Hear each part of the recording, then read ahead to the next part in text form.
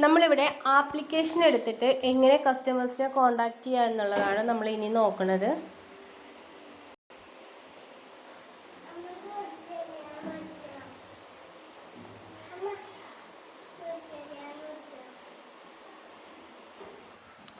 Application തുറന്ന് വരുമ്പോൾ നമുക്ക് ഇങ്ങനെ ഒരു പേജാണ് നമുക്ക് കാണാൻ കഴിയുക. അതിൽ നമുക്കൊരു കോഡ് തരും. ആ കോഡ് നമ്മളവിടെ പേസ്റ്റ് ചെയ്ത് കൊടുക്കാം. എന്നിട്ട് എൻ്റർ ചെയ്യാം. എൻ്റർ ചെയ്തിട്ട് സ്റ്റാഫ് നെയിം കൊടുക്കാം. എൻ്റെ പേര് ചിത്ര, ഗീവ് മീ നമ്പർ എന്നുണ്ടാവും. ആ നമ്പർ അടിച്ചു കൊടുക്കാം. ഇവിടെ മെസ്സേജ് ടൈപ്പ് ചെയ്യുക എന്നിട്ടുള്ള ഒരു കോളം ഉണ്ടാവും. ഇവിടെ ഹലോ സർ,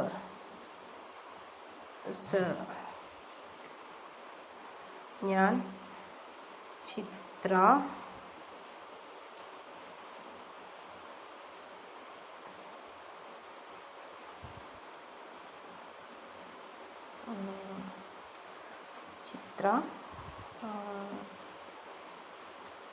ഇങ്ങനൊരു മെസ്സേജ്, ഞാൻ ചിത്ര, അതുപോലെ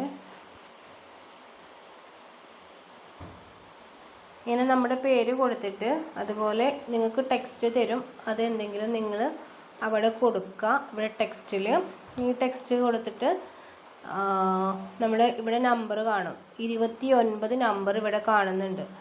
ഇതാ പ്രോഗ്രസ് 29 എന്ന് കാണും. അതിൽ നമ്മൾ ഫസ്റ്റ് നമ്പറിൽ കൊടുക്കുകയാണ്. ഈ ഒരു മഞ്ഞ കളറിൽ ഒരു ആരോ ബട്ടൺ കാണുന്നില്ലേ, അതിൽ പ്രസ് ചെയ്ത് കഴിയുമ്പോൾ ഇങ്ങനെ നേരിട്ട് വാട്സപ്പിലേക്കാണ് പോവുക.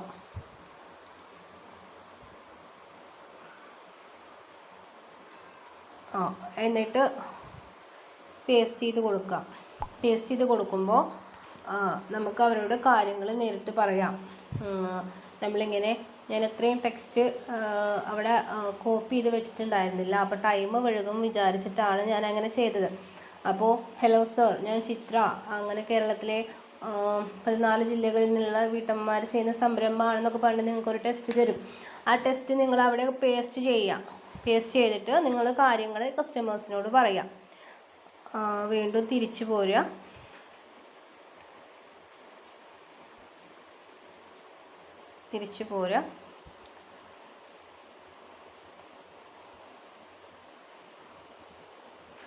അപ്പോൾ വീണ്ടും തിരിച്ചു പോരുമ്പോൾ നിങ്ങൾക്ക് വീണ്ടും ഈ 29 നമ്പറിലുള്ള ആളുകളെ നിങ്ങൾക്ക് വീണ്ടും കോൺടാക്റ്റ് ചെയ്യാൻ വേണ്ടിയിട്ട് പറ്റും.